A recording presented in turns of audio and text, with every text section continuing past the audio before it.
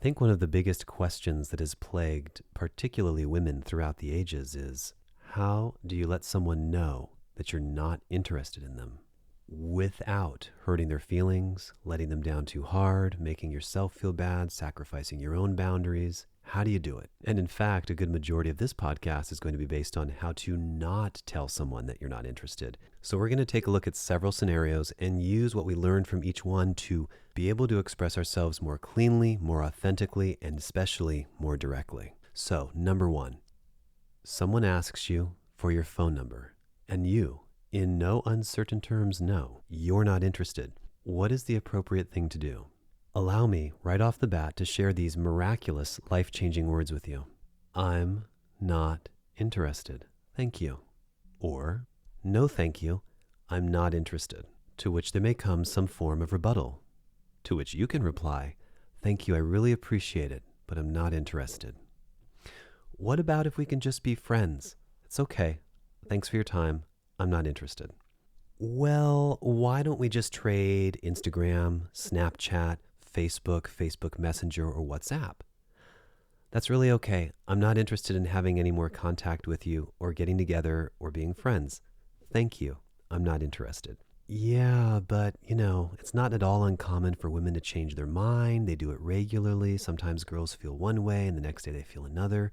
How can you be so certain that without even getting to know me, you're not interested in me? Don't you want to give it a chance? Thank you. I can totally see how you feel that way. And I don't mean this in any kind of offensive way, but I'm just not attracted to you. Or I'm just not drawn to you in that way. Now here's the deal. As you listen to more and more of this podcast, you understand that men often have to be in the position of being the one who is assertive or aggressive or asking you out. And we've also had to learn how to deal with rejection. More importantly, we've also had to learn about knee-jerk responses, such as, I've got a boyfriend, or no thanks, or I'm really busy. And both men and women know that oftentimes women test men to see if they're the real deal, or they have enough confidence to push through it, or they're just going to be like every other guy. So it's really important to be clear when you're expressing your disinterest in someone. Most people will hear the words, I'm not interested, and think that's a little harsh, that's a little rough, I don't want to be mean, to which I will ask you, do you want this person to suffer through liking you for another day, week, month, or year because you're going to allow him or her to pursue you and not actually let them know you're not interested? Which is worse? Are you more worried about your feeling bad, or are you actually worried about letting them down?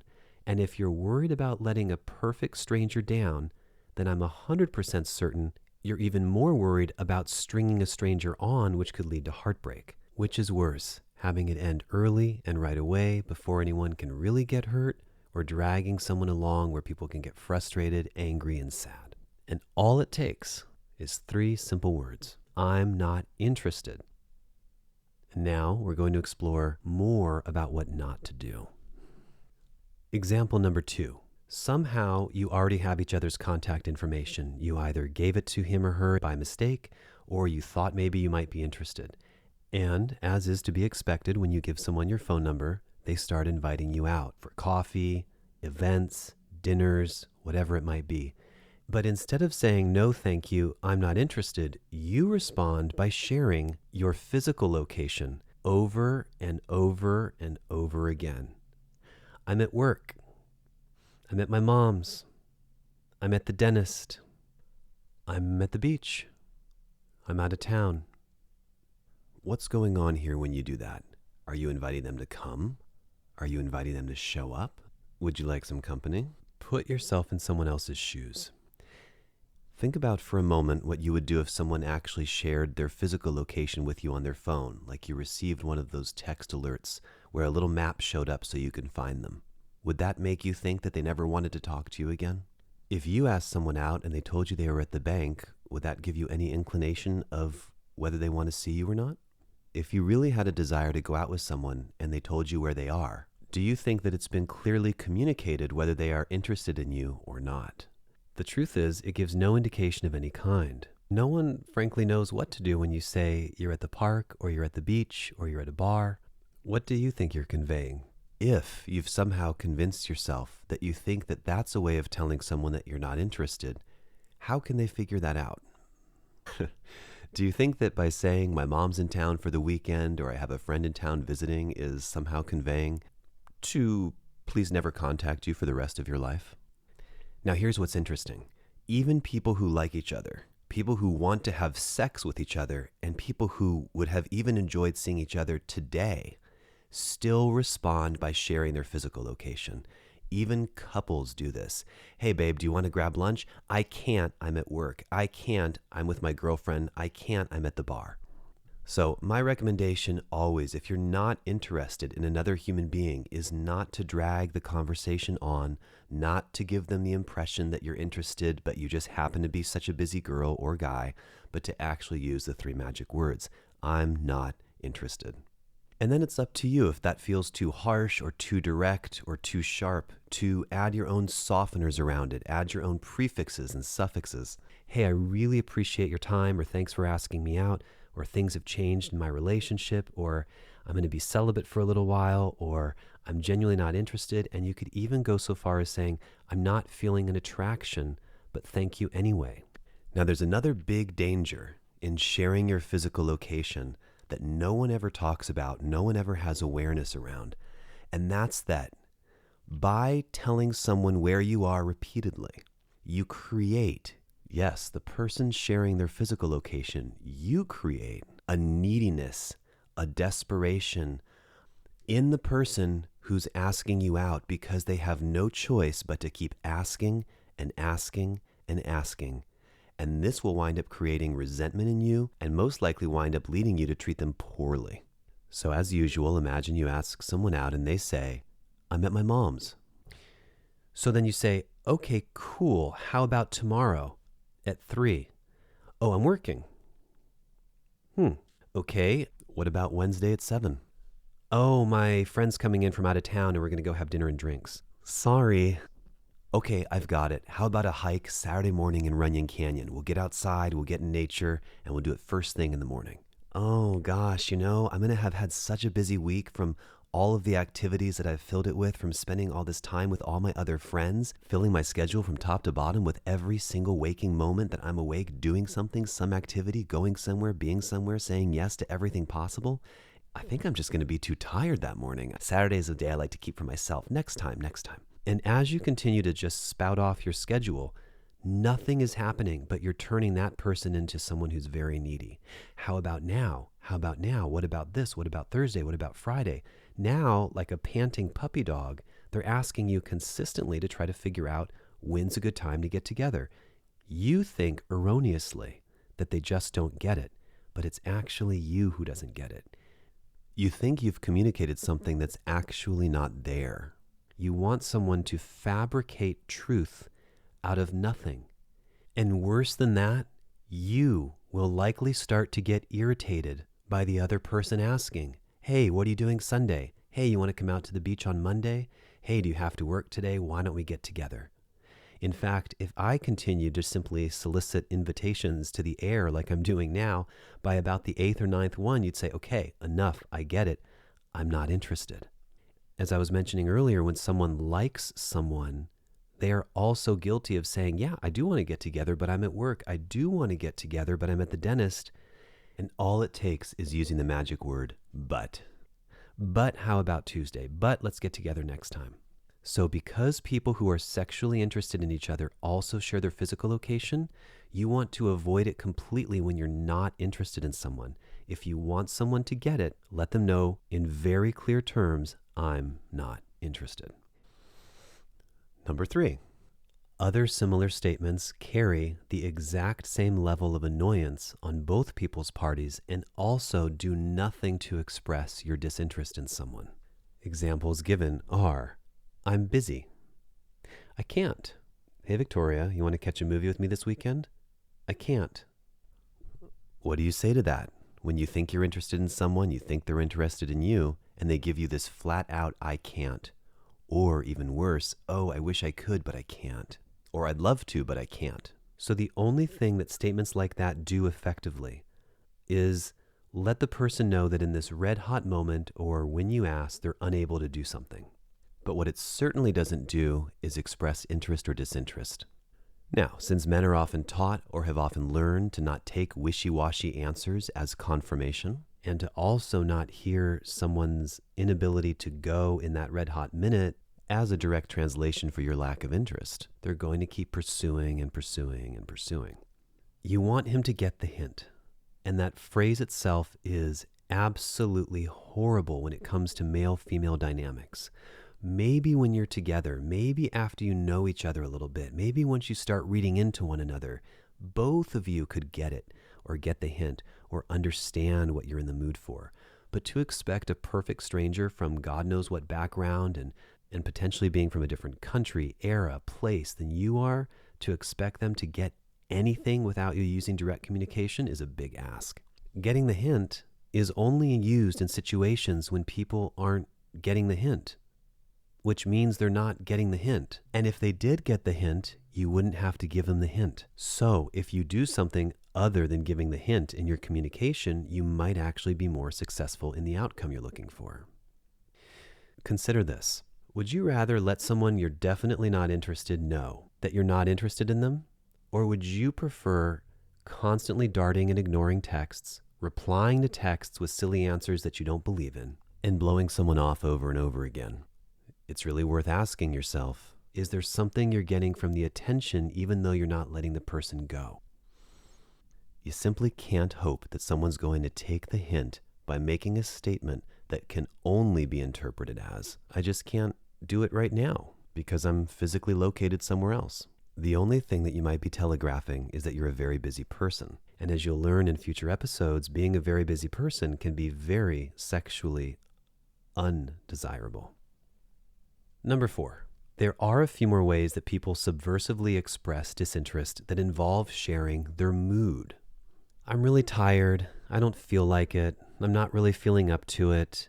My friend Jacqueline's going to be drinking alcohol for the 8th time this weekend, and I really don't want to miss that. Everybody always gets really hungover, and if I miss that, I might get FOMO, and that makes me feel really bad. I think I really just feel like I need to stay the night in tonight. Naturally, if I were to use any of those statements, it would always be preceded by a big, fat but. Yeah, another group event for the 15th time this week. I've got to go to it, but I would love to some other time. But what that doesn't convey is my disinterest in the person who's asking. That in no way would suggest to another person that I don't ever want to see them again, that I'm not interested in any further invitations from them.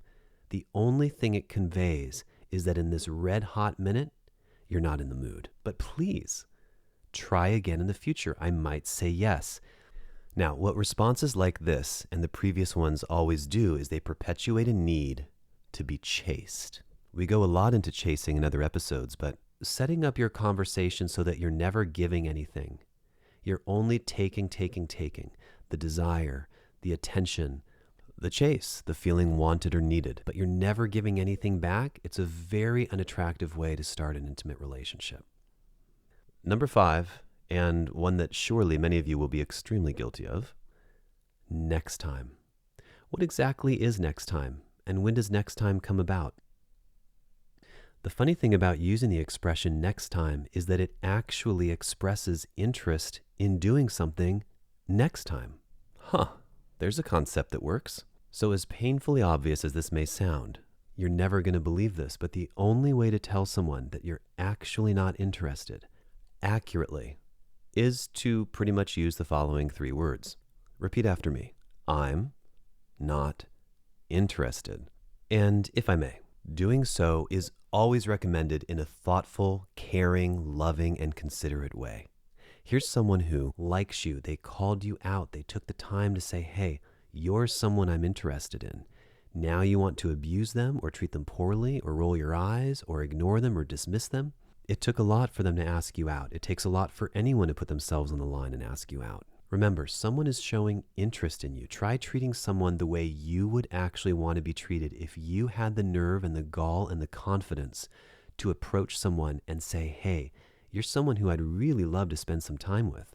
You know, if someone pretended they didn't hear you They were rude to you, ignored you, led you on. How would it make you feel? Horrible, of course. But unfortunately, we live in a world where women very rarely experience rejection. That kind of harsh, flat-out rejection. No way, get out of here, having a drink thrown in their face, being totally ignored, someone saying absolutely not, you wish, or even being strung on and on and on. In fact, there are countless numbers of private clients who have shared with me in confidence these words: I've never been rejected before. Can you imagine that? Never once in their life, nothing comes to mind a time when they've been rejected. And this is one of the contributing reasons why in their marriage, when they stop having sex with their partner, or it's been a really long time, why they're devastated when they feel rejection for the first time, and most people don't know how to handle themselves. There's nothing worse than seeing someone blow someone off and also act disgusted or irritable that the person even had the nerve or audacity to ask them out to begin with. How about any of the following? Hey, thanks for your time. I'm really flattered and I appreciate your interest, but I'm not interested. You've got a really nice way about you and you seem cool, but I'm just not feeling it. I know it sounds like a typical response, but I really do have a boyfriend and I'm very happy in our relationship together. By the way, when you're talking about your boyfriend, things you should never say are, if I didn't have a boyfriend, I'd love to have sex with you, which is something you actually hear a lot. And saying that only makes a person feel like they have a chance with you, or that if things don't work out in the next day or two or week or two, perhaps you'll be having sex soon. It's also really obvious when people lie about having a boyfriend but really don't. It causes men to ask follow-up questions. Are you happy in that relationship? How's it going with that person? How long have you been together? It does fall on the person asking to respect the phrase, I'm not interested. If someone lets you know that they have a boyfriend, men, yes, we have to respect that. And if we're having a nice conversation, we are certainly allowed to inquire a bit more. We can say things like, are you happy in that relationship? Are you both monogamous? Are you in an open relationship? Are you just telling me you have a boyfriend to get it out there so it's clear, but you've been thinking about leaving him for a while? Where do things lie with you? And the fact of the matter is, many people are in unhappy relationships that they do want to get out of or wind up getting out of in the next week or month. And so therefore, it's worth having a conversation about, which is why I come back to again and again, if you are 100% sure that whether you are in a relationship or not, that you're not interested in this person, I'm not interested goes so much farther. Oftentimes, people can smell when you're being dishonest about having a boyfriend or not. And so the more authentic you can be with your responses, the more likely we're going to be able to honor them easily and respect them without any questions being asked. And to be clear, yes, you deserve to have all of your boundaries respected, but we don't deserve to be lied to one another. We don't deserve to have things completely explained to us in a way that's just not true, and then also get the hint, and then also never talk to you again, then also leave you alone, just because you said you have a boyfriend or girlfriend that you don't have. So what we're looking at here, friends, deals a lot with direct communication, which for many women and many people who are in their feminine or many people who are non-confrontational struggle with. So often, where the feminine feels the most comfortable is by communicating indirectly without being obvious and also without causing any issue. But it's my sincere belief that if you want to have a safe, easy, loving, friendly exchange with someone, even if you're going to reject them, that honesty is the best policy. And to that end, you may have to repeat yourself because yes, oftentimes men are unfortunately relentless. It's something that men have learned they have to do if they want to get anywhere. And I'm not saying that's an attractive quality, but there are qualities about women as well that make it so men have to ask and ask and ask. And some women even test men this way to make sure they like them. But sometimes, yes, you have to be a little more forceful and direct. Hey, I'm genuinely not interested. Look, I don't want things to go beyond here with you and I. Thank you for your time. I really appreciate it, but thanks anyway. I'm actually just not attracted to you, and I don't mean that offensively. And I think we should be able to say statements like that to one another. I'm not suggesting you tell people that they're ugly or insult them or put them down, but to be honest and say that you're not attracted to them and that's the reason why you do not want to stay in touch and continue something is a very valid statement. Men know very well they're not trying to have sex with women who they're not attracted to. So why should you? So getting comfortable with the idea that to say, hey, I'm just not feeling an attraction here, that's all right. And men, we have to know how to hear that. We have to be able to take truth, even if we don't like it, even if we think we can show a better side of ourselves, and accept it. Direct communication may sound harsh at first, but it's going to be the most effective way to have an intimate conversation when you first get to know someone. And in fact, it's something I think that can be practiced throughout the entire course of a relationship. When you know each other, you've been having sex for a while, you have full consent with one another, and you're a woman and you want your guy to sort of guess or imagine what you might like and delight you and surprise you, that's a different story. When you communicate directly with someone, just imagine how much time you can save by not having to block their number, ignore their messages, screen your voicemails. Everyone hates wasting time. Women say it all the time that they don't want their time to be wasted. Why then subject yourself to all of this? In another podcast, you'll hear an entire episode dedicated and devoted to the idea of women and men just being friends and whether or not that's possible. But it's worth taking a little time here to flesh that out as well. If you've ever been guilty of using the phrase, "let's just be friends," I strongly recommend that you mean it. And that if you don't mean it, that you don't want to spend one-on-one quality time with that person in a friendly situation, alone, just you and him or you and her, that you never say it again. I think all people should be able to put suitors into about one of 4 or 5 categories. Someone who you are so certain that you dislike that you never want to speak to again for the rest of your life. Something rubs you the wrong way about them, you dislike them, they make you feel uncomfortable, and you feel, or at least for right now, that you want nothing to do with them. Versus an acquaintance, who is someone who you don't mind if you bump into them, you don't mind if you see them, but you have no desire to get together with them one-on-one. Even that is someone I would hesitate to recommend as someone who would be friends with you on Facebook, follow you on Instagram, or having a way to stay in touch with you regularly. This is more like someone you want to say hello to when you see them in a group gathering. The third type of person is someone you actually do want to be friends with. Someone with whom you're actually willing to put in the work with. And so when you say, "let's just be friends," you mean it. Now, it's questionable if you tell someone who's interested in having sex with you that you just want to be friends and they say, "okay, great, sounds good," that he's not then going to try to constantly turn that into something that's going to benefit him in a sexual way. But you certainly could put that out and you certainly could propose, "look, if you're genuinely interested in being my friend, I would love to hang out with you. You seem really cool, but I want to be clear. I don't feel attracted to you. I don't have a strong attraction to you. I'm not interested in being sexual with you." Wow, that is such beautiful, clear communication. You go anywhere from there. The fourth category is a bit of a tricky one because this is someone who you might have sexual interest in or you might like something about them, but the timing isn't right. You're involved with someone, you're in a committed relationship with someone, in which case you've got no business flirting with or spending time with them. And someone like this is likely to be someone who you're going to have to establish a very strong boundary with. Unless you're polyamorous, you're in an open relationship, you have an understanding with your husband or wife, boyfriend or girlfriend. Because if you feel that strong sexual attraction and connection, you feel like something's there or he's really got it bad for you or vice versa, but you can't engage in that way, it's going to be unhealthy from the get-go for all people involved. And so that's a really hard one. That's someone who you almost have to treat like an acquaintance or put into that category because otherwise you're going to get yourself in a lot of trouble. And then, of course, the fifth category is someone who you are sexually and romantically interested in, and there's no blockages. There's nothing keeping you from exploring it, and there's nothing holding you back. And that's perfect because that bleeds right into our last chapter about what to do when you are interested in someone. Let me share an interesting little story with you from middle ground, being in a place where you are interested, but you can't really tell if the other person is interested in you or not. So I've saved some messages from a long time ago from someone who I thought was very interested in me romantically and sexually.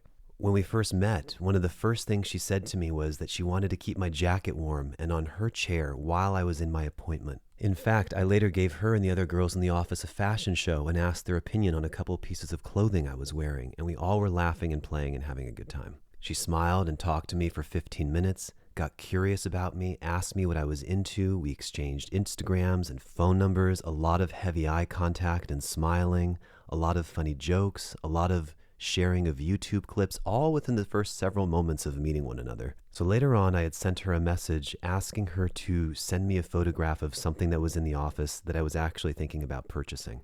This was her response to me. Hey, smiley face, smiley face, smiley face. Sure, press my photograph down for a picture of me smiling. So she had sent me a live photo with her in the background giving me a big happy smile. Me, why are you so much fun? Are you this way with all the boys? Her, haha. Thank you, you're fun too. Oh, Tari, only the cute ones. We continue to exchange some photographs and messages. She replies to one of my photos, woo, you better be very careful walking around looking like that. I love a popped collar. Her again, hey, sorry for not replying. I've been out of town since Friday night. What are you up to today? Me, I let her know what I'm up to. Invite her to do something. No reply for a couple of days. Her, good morning. How are you? Sorry I've been MIA for a bit. Face with hand covering mouth. Now, friends, already at this point, I have a very keen sense of where this is going, and I find that women who have romantic interest in you fall into one of three categories. A hell yes, in which case you get together as soon as possible and you explore everything that's there. Or there's something going on. Is she finishing another relationship? Is she dating other people? Is something going on where her interest isn't super heightened and we've got to get together right now because there's just some other stuff going on in her life? And then I would venture to say there's this third category, which is a very, very sad one because I believe all of the signs are there for romantic and sexual interest. The flirtation, the playfulness, the sweetness, the follow-up, the consideration, the flirting. What else could one possibly assume than that you're destined to have sex with one another with such sweet and loving responses? But it's hard. And these types of women will let things drag on and on and on and on. And listen, if you're a trooper, men, you're listening to this, you want to let it drag on for 3 weeks, a month, yeah, there might be a chance that one day finally things change and by your tenacity and your persistence you got through. But I wouldn't stick both of your eggs into her basket. And I would strongly recommend that if a woman or a man is treating you this way, where they're stringing you on and on and on and on with loving words and a desire to see you and an apology and an emphasis that they can't wait to get together, but they can't put their money where their mouth is, move on or just let them be an afterthought. But you know I'm going to record a podcast about this, so let's continue the story a little bit longer. So now I'm getting curious and I say, hey, have you been having some boy trouble? What's with the silence? Her, no boy trouble, more like 9-year-old trouble. Okay, so she's letting me know she has a daughter. Me, I'm up in Del Mar, near where you live. I'd love to grab a snack with you. Her, I'm working until 4:30. I'd love to grab a snack with you, but I can only snack long distance right now. Haha. So I continue purposely with friendly invitations and open availability without getting stressed and frustrated just to see how far this is going to go. Her, several days later. Good morning. I want to apologize. I'm so sorry for being rude. I've been dealing with a few things, but it's no excuse. Please let me make it up to you.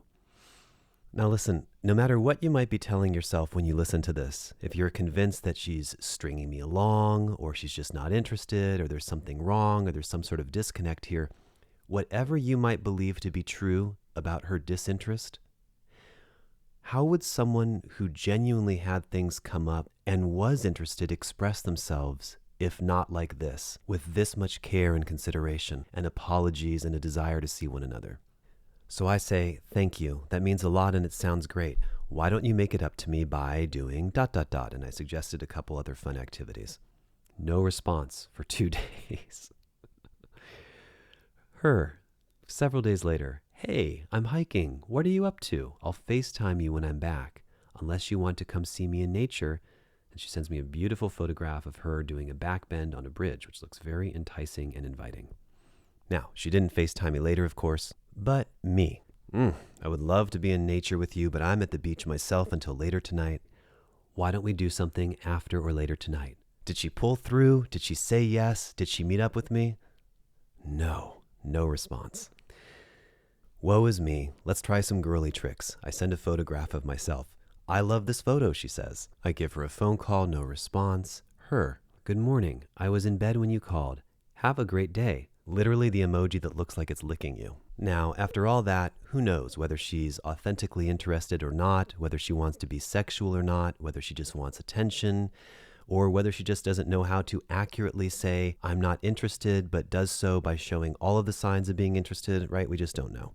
But there's another big reason why I share a story like this with you, and it's very sad and very disheartening. And that's the idea of losing the ability to form crushes, getting excited for a woman, having a crush on her, putting her up on a pedestal a little bit, making her feel special, like she's the only one you're interested in or fascinated by. And what do women want if not to feel special, or like they're the only one that you desire? And they want to feel like you're not doing this with all the other girls. You have a crush on them. You like them.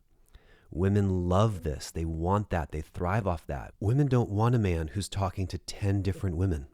They want to feel secure and stable, but also excited at the same time. And so, unfortunately, what situations like this and women like this create is they take away that innocent, fun, exciting crush, that build up, that excitement, that hope, or the possibility of something going somewhere with someone when it never happens. And maybe it never even had the chance to do so. We don't know. With everything I know so far, I still have no idea if she had a lot going on in her life or whatever that might mean, or if it's boy trouble, or she's depressed, or if she's bipolar, or if she just keeps her plate too full and is terrible about responding, or just likes stringing people on, or really never was interested to begin with. Who knows what? If I was 16, if I was 26, maybe even if I was somewhere in my early 30s, I would have thought, I have so much hope with this person. I like her. She likes me. My excitement is building up. I don't know why she hasn't gotten together with me yet, but everything else is pointing to the idea that she wants to be with me, or have sex with me, or have some form of romantic exchange. But because women will string guys along for who knows what reason, well, not only can we no longer have these crushes or invest too much or get our hopes up, we learn not to get excited, not to make you the special person in our life, not to have you be the person we're looking forward to, because it can all just come crashing down or never go anywhere to begin with. And it becomes hard for men to trust you, sometimes respect you, or know you're going to follow through or do what you're going to say you're going to do. It makes it hard for us to like you, invest in you, but most importantly, how can men only pursue you when you're giving absolutely nothing back? And you're apparently interested in showing all of the signs like you are. We can't. And that's why we put our eggs into more than one basket, and then we start playing the field, or we're talking to different people, or we're keeping our options open, because there's no action happening over here other than some empty, hollow text messages. And that's unfortunate.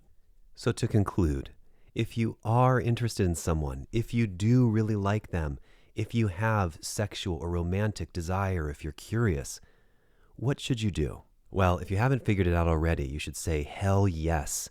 You should try to get together as quickly as possible. You should make things happen. You should make space for that person in your life. What you shouldn't do is dick around. You shouldn't prolong it. You shouldn't let 2 to 4 to 6 to 12 weeks go by in between seeing each other, as in the case previously. You shouldn't be telling people how busy you are. You shouldn't be making yourself unavailable to try to purportedly make yourself more desirable. If you're interested in someone, it often comes down to one big, fat but. That's it. Adding a but to your responses and letting someone know when you actually have time and space for them. Oh, I can't, but. I wish I could, but. I met my mom's, my girlfriend's, the bar, the park, getting my nails done, but I'll be done in an hour. What about tomorrow? A little back and forth, a little demonstrating that you care and you actually give a shit. And I mean that. The strong language is intentional. It often feels to men like women just don't care, that we're not important, that by expressing how busy you are all the time or demonstrating how unavailable you are, even though we're talking and communicating and laughing and flirting and trading numbers, when you don't suggest something else, it literally just feels like all you want is attention. And women constantly admit all women want is attention. But don't you find that to be a quality that you don't admire in yourself? Don't you find women or men who need constant validation and constant never-ending attention or sexual gratification? Isn't that an unattractive quality? Look, if you are that compelled, You can't help yourself. You just must share your physical location. Follow it up with a nice, plump, round, juicy butt. But let me call you back. Let me plan something with you. What about next Thursday? What about later tonight? What if we were really spontaneous and met in an hour? Something that lets your partner know that you actually care and are interested. After listening to all of this, doesn't it seem a little odd and strange that we have to learn how to say, yeah, I'd love to do that. No, I don't want to. I'm not interested. And wouldn't you tell your friend to do the exact same thing? Rather than blocking, ghosting, flaking, ignoring, constantly checking your phone and realizing it's not someone you want to talk to and then ignoring it again. If you really take this to heart and you put it into practice, you can watch your world change right before your eyes. It's a 40-minute podcast, but it only takes one word, but. It's a 40-minute podcast, but it only takes 3 words if you're not. I'm not interested. Have a wonderful day.